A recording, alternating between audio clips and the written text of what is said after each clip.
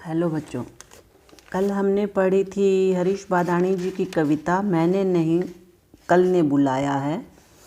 आज हम पढ़ेंगे रेत में नहाया है मन। कविता में वो बता रहे हैं किस तरह से कोई समुद्र में नहाता है, कोई पानी में। यहाँ रेत में मन नहाया हुआ है, रेत में पैदा होता है, रेत का कीमत जानता है, तो उसके बारे में बता। रेत में नहाया है मन, आँख नीचे से आग, आँच नीचे से आग ऊपर से। वो धुआएं कभी झलमलाती जगे, वो पिघलती रहे बुदबुदाती बहे। इन तटों पर कभी धार के बीच में डूब डूब तिर आया है मन, रेत में नहाया है मन। कवि कहते हैं कि राजस्थान रेतीले धरती पर ऊपर से आग, यहाँ इतनी तेज़ धूप बरसती है, तेज़ धूप रहती है, तो नीचे से गर्मी उमस की आँच रहती है। ऐसे में यहाँ के घरों से निकलने वाला धुआं उस आग और आँच के रूप में झलमलाती हुई जिंदगी का आभास करा देती है। प्रखर गर्मी एवं सूक्ष्मता से जीवन रूपी बर्फ पिघलती रहती है और लोग अपनी वेदना व्यथा को अस्पष्ट शब्दों में प्रकट करते रहते हैं। ऐसे रेगिस्तान में कवि का मन डूबता तिरता रहता है, अर्थात मस्त रहता है, और यहाँ के लोग भी बेफिक्र रहते हैं। इस तरह मन रेत राशि में रमा रहता है। रेत राशि से घिरे जीवन की व्यथा का सुंदर चित्रण उन्होंने यहाँ पर किया है। आगे कहते हैं, घास सपनों सी बेल अपनों सी, सांस के सूत में सात सुर गूंथ कर, भैरवी में कभी साथ केदारा, गूंगी घाटी में सुने धारों पर एक आसन बिछाया है, रेत में नहाया है मन। कवि कहते हैं रेगिस्तान में घास सपनों की तरह है, क्योंकि है ही कहाँ हरियाली, तो घास तो एक सपनों की तरह है और बेल अपनों की तरह कम ही मिलती है। यहाँ पर सांस रूपी सूत में संगीत के साथ सुर गूंथ कर कभी भैरव राग भैरवी का और कभी केदार राग का गायन हो जाता है। आशय यह है कि रेगिस्तान के जीवन में काफ़ी नीरसता रहती है, फिर भी यहाँ के निवासी सरस जीवन यापन का अनथक प्रयास करते ही रहते हैं। यहाँ की गूंगी अर्थात मौन शांत घाटियों तथा सूने धारों, ऊंचे स्थानों पर बैठकर यथार्थ जीवन की अनुभूति की जा सकती है।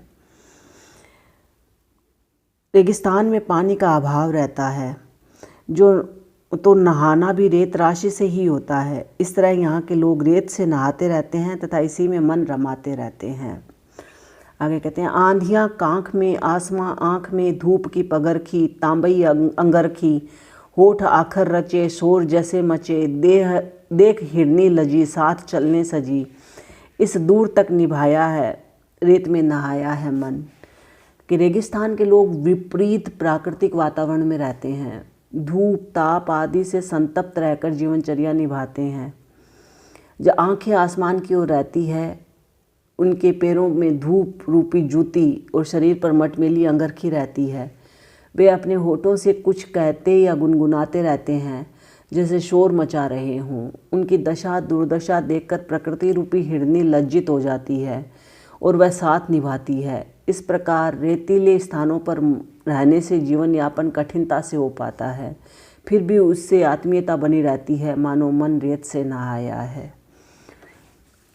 आगे है वो अगली कविता है, ये पूरी हो चुकी है आपकी, रेत से नहाया है मन में। आगे, एक एक क्षण जिया गया है, एक एक क्षण जिया गया है, अभी अभी डूबे सूरज की दिन भर की कुनमुनी झील को सांस भर पिया गया है, एक एक क्षण जिया गया है। कवि कहता है कि वर्तमान काल की व्यवस्था से भरे जीवन को एक एक क्षण बड़ी कठिनाई से जिया गया है। सूर्य की दिन भर की समशीतोष्ण धूप को झिलमिलाती झील के समान सांस ले लेकर जिया गया या भोगा गया है। इस प्रकार सारा दिन बड़ी विवस्था वेदना से जिया गया है। पुनरुक्ति प्रकाश एवं रूपक अलंकार है बच्चों। अभी चुभे अंधियारे विष से सितकारती आवाज़ों को रात रात भर सिया गया है, एक एक क्षण जिया गया है। खोल मौन के बंद किवाड़े, मन के इतने बड़े नगर में कोलाहल भर जिया गया है, एक एक क्षण जिया गया है। कवि कहते हैं कि जिस प्रकार सारा दिन अजनबीपन से व्यतीत हुआ, उसी प्रकार अंधकार रूपी विष या बेहोशी से व्याप्त साई साई करती हुई सारी रात भी व्यवस्था से भोगी गई। इस प्रकार रात रात पर एक एक क्षण बड़ी व्यवस्था से जिया गया है, कोलाहल एवं जनसमूहों से भरे इतने विशाल नगर में मन के सारे किवाड़ खोलकर तथा मौन त्याग कर जीवन का एक एक क्षण विवस्था एवं एकांकीपन से भोग लिया गया है। कवि का कहने का मतलब यही है कि वर्तमान में व्यक्ति भीड़ भाड़ से भरे एवं कोलाहल युक्त नगरीय जीवन में अजनबीपन, एकाकीपन और विवस्था से ग्रस्त रहता है तथा उसे जीवन का एक एक क्षण काफ़ी भारी लगता है। घोर व्यक्तिकता तथा यांत्रिकता के परिवेश में प्रत्येक व्यक्ति एकाकीपन से ग्रस्त रहता है। यही वर्तमान जीवन की विडंबना है। अनुप्रास, रूपक, मानवीय एवं पर्यायोक्त अलंकारों का प्रयोग हुआ है और सशक्त एवं प्रतीकात्मक भावाभिव्यक्ति यहाँ पर व्यक्त हुई है। अब अगली है वो है तुम्हारी प्यास सीमाहीन सागर। तो छोटी छोटी कविताएं हैं ये।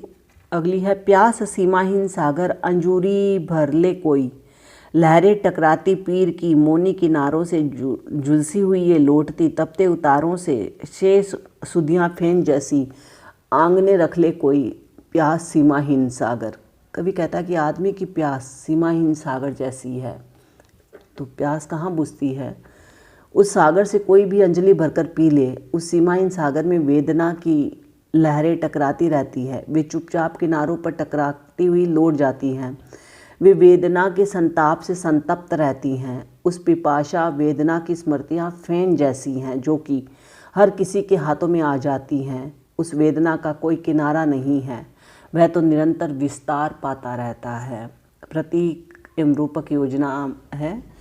संवेदना का स्वर व्यक्त हुआ है। अगला है दूरियों से दूरियों तक सिर्फ टीसे गूंजती और बहकी सी सिहराने द्वार ड्योढ़ी घूमती, सपन तारों से अनिंदे आँख में भर कोई, प्यास सीमाहीन सागर। आज जागेगी अलस कर रात जो करवट भरे, सांस पी लेगी स्वरों को भोर जो आहट करे, साध पूरब की किरण सी बाह में भर ले कोई, प्यास सीमाहीन सागर, अंजुरी भर ले कोई। कवि कहता है कि वेदना का वह सीमाहीन सागर ऐसा है जिसमें दूर दूर तक केवल टीसे गूंजती हैं, केवल हार्दिक पीड़ा उभरती रहती है और कथित सिहरने इधर से उधर सर्वत्र घूमती रहती हैं। मन में अनेक कल्पनाएं उभरती रहती हैं। द्वार ड्योढ़ी घूमती, सपन तारों से अनिंदे आँख में भर ले कोई, प्यास सीमाहीन सागर। आज जागेगी अलस कर रात जो करवटें भरे, सांस पी लेगी स्वरों को भोर जो आहट करे, सात पूरब की किरण सी बाह में भर ले कोई। नेत्रों में अनेक अधूरे सपने आते हैं परंतु इनकी पूर्ति या उनका प्रतिफल पूरा नहीं हो पाता है। वेदना व्यथा का अंत कब होगा, इसकी आशा मंद गति से जगती है और उसी में रातें करवट लेते बीत जाती है। इसी तरह सारी रात और सारा जीवन बीत जाता है। रात बीतने पर भोर का कोलाहल होता है, फिर पूर्व दिशा में सूर्य की किरणें फैलती है। इसी प्रकार नए सुख में जीवन की आशा रूपी किरणें फैल जाती हैं। उस दशा में हर कोई उत्साहित हो जाता है परंतु उस वेदना व्यथा का कोई अंत नहीं है। अतः सीमाहीन सागर से कोई भी अपना हित साध सकता है। रूपक योजना भावानुरूप है और बाकी की कविता अगली है हम कल पढ़ेंगे बच्चों। धन्यवाद।